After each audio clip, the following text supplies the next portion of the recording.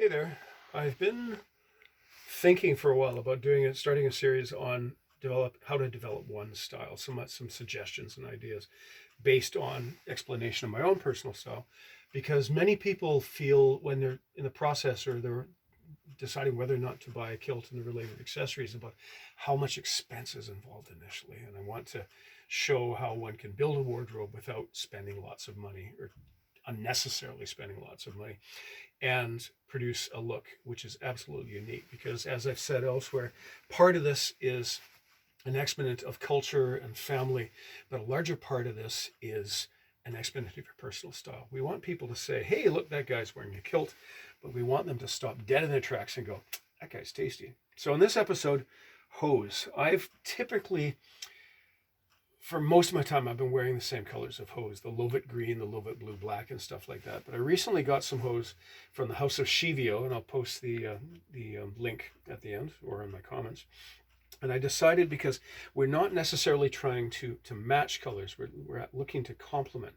So if we look down at my hose, and I'm just going to flick the light to improve that, they offer these brick red hose. There's several shades of red, a brighter red, a more of a darker claret, a wine red, and these sort of brick red hose. And I'm quite pleased by them.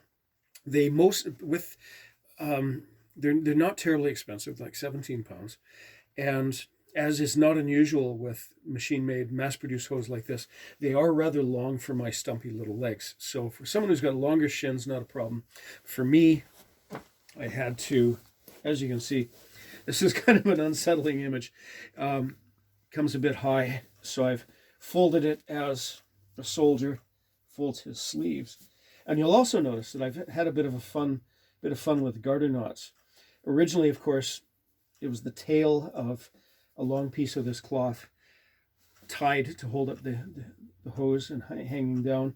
People are used to seeing it, so people will make these pre-made knots. But I had these pieces of cloth which were extremely old, garter material, and this stuff's been continuously in production since the 1730s. But this is probably from a piece. It could be pre-war, and wonderfully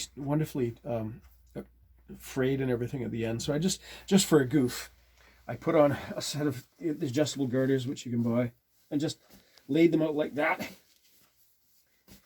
And I think they're sort of an acceptable look and a striking look, not usual, not cliche, but yet not over the top.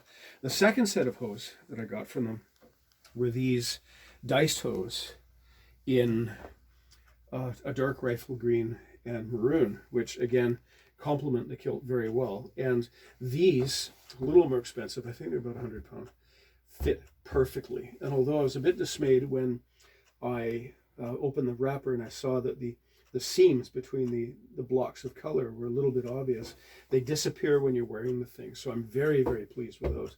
And they've come just in time, because I've been invited to a black tie dinner at the end of this month, the anniversary of the Battle of Paardeberg. So I have to unearth my black bow tie, re-educate myself on how to tie the darn thing. But I'm going to be the best dressed Highlander at the ball. So there we go. So there's a few thoughts about hose and such like that. And we'll be revisiting this topic in the future when we talk about jackets and tailoring and all the rest of that stuff. So have a good weekend. Cheers.